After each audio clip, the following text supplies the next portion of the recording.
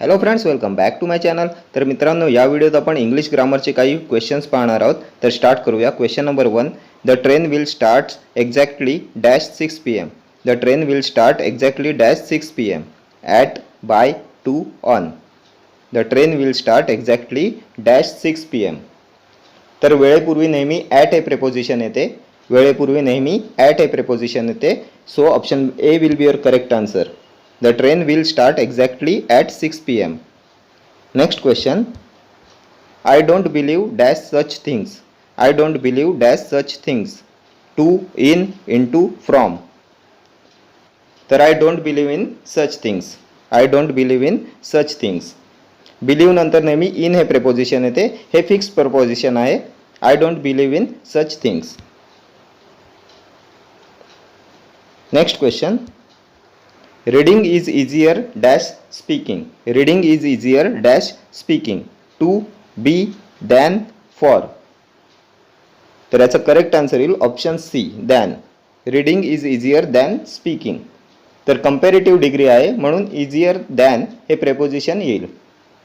Next question. There is an understanding dash the two parties.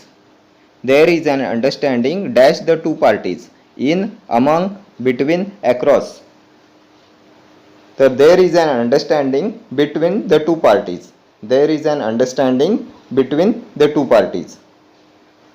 जेव्हा फक्त दोन व्यक्ती, वस्तू किंवा गोष्टींचा सेंटेन्समध्ये उल्लेख असेल तेव्हा बिटवीन या प्रोपोजिशनचा यूज करतात.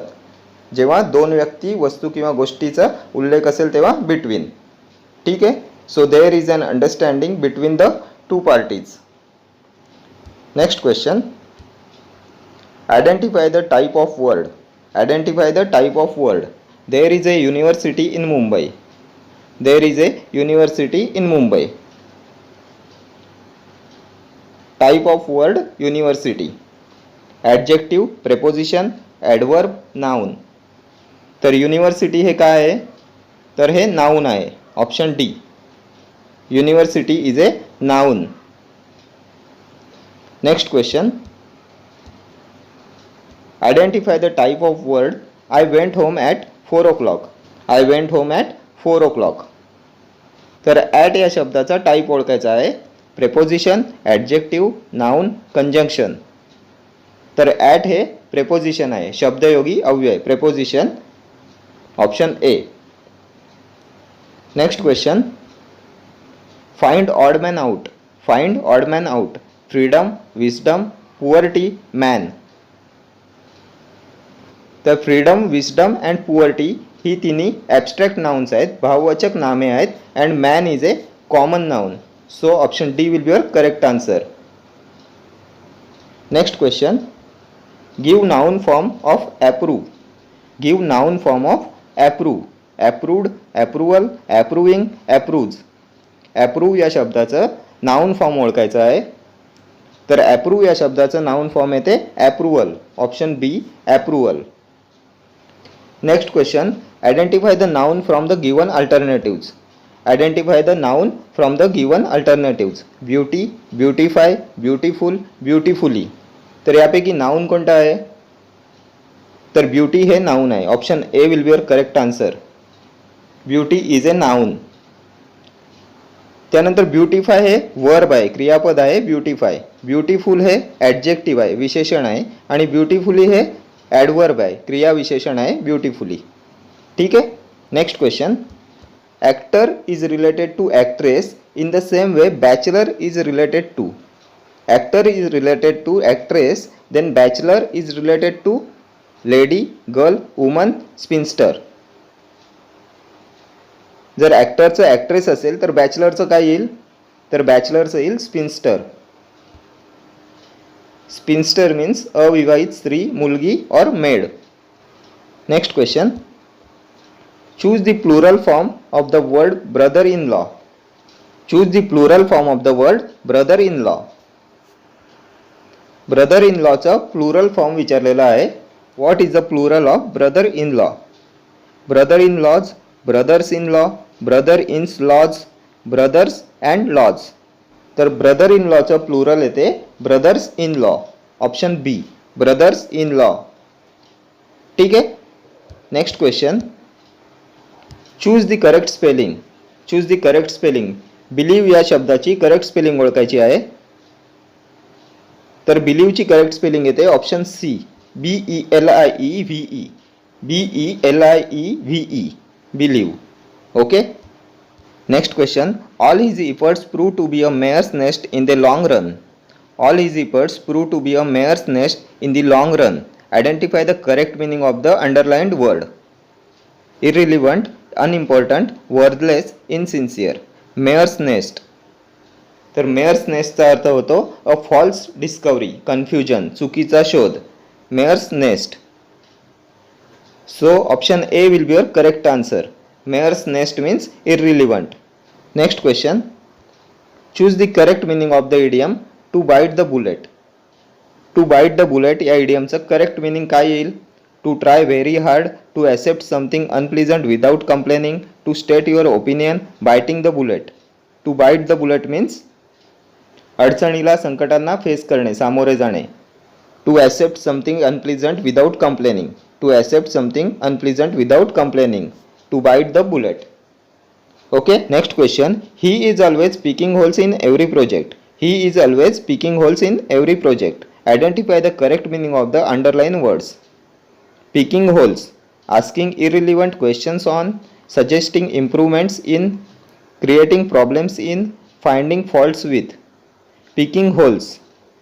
तर picking holes चा अर्थ होतो finding faults with. चुका शोधणे, दोष शोधणे. Finding faults with. Option D will be your correct answer.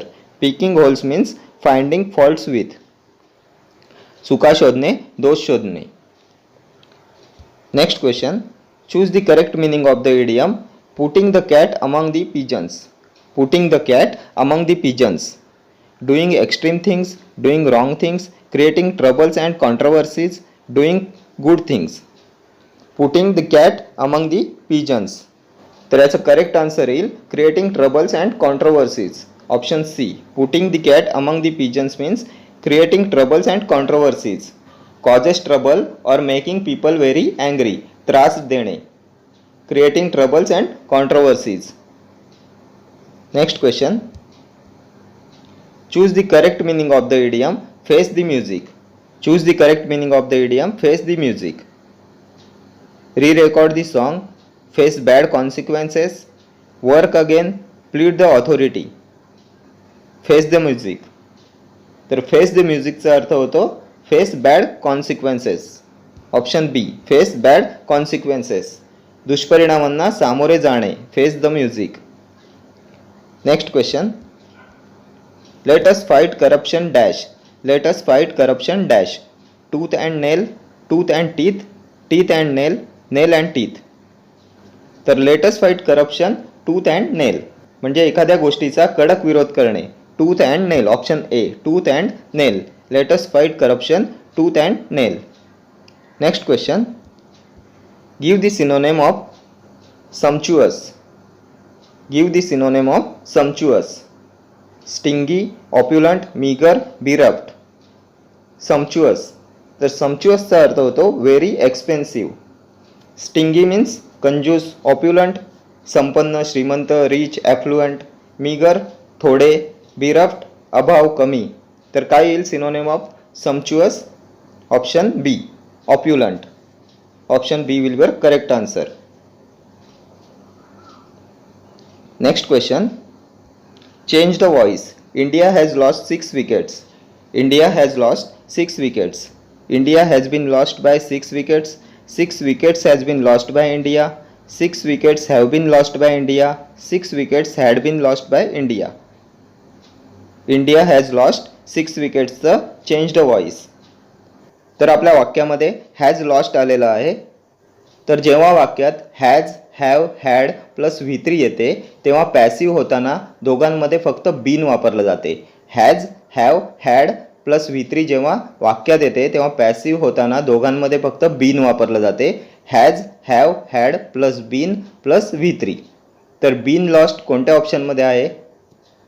तर been lost, been lost, been lost, been lost. तर बीन लॉस्ट हे सर्व ऑप्शन्समध्ये आहे, पण ऑप्शन ए मध्ये इंडियापासून सेंटेन्सची सुरुवात झालेली आहे. आपल्याला 6 विकेट्सपासून वाक्याची सुरुवात पाहिजे आणि 6 विकेट्सपासून वाक्याची सुरुवात तिन्ही ऑप्शनमध्ये आहे. 6 विकेट्स, 6 विकेट, 6 विकेट्स, तिन्ही ऑप्शनमध्ये 6 विकेट्सपासून सेंटेन्सची सुरुवात झालेली आहे. पण 6 विकेट्स प्लुरल असल्यामुळे हॅव बीन लॉस्ट असे येईल. 6 विकेट्स प्लुरल आहे त्यामुळे हॅव बीन लॉस्ट असे येईल. तर हॅव बीन लॉस्ट कोणत्या ऑप्शनमध्ये आहे? तर हॅव बीन लॉस्ट फक्त एकाच ऑप्शनमध्ये आहे. So option C will be your correct answer. 6 wickets have been lost by India. Option C will be your correct answer. ठीक आहे. ओके फ्रेंड्स, तर या व्हिडिओत इतकंच. भेटूया नेक्स्ट व्हिडिओत असेच काही महत्त्वाचे क्वेश्चन्स घेऊन. व्हिडिओ आवडला तर व्हिडिओला लाईक करा, शेअर करा, चॅनलला सबस्क्राईब केला नसेल तर चॅनलला सबस्क्राईब करा. See you in the next video. Till then stay healthy, stay safe and take care. Thank you.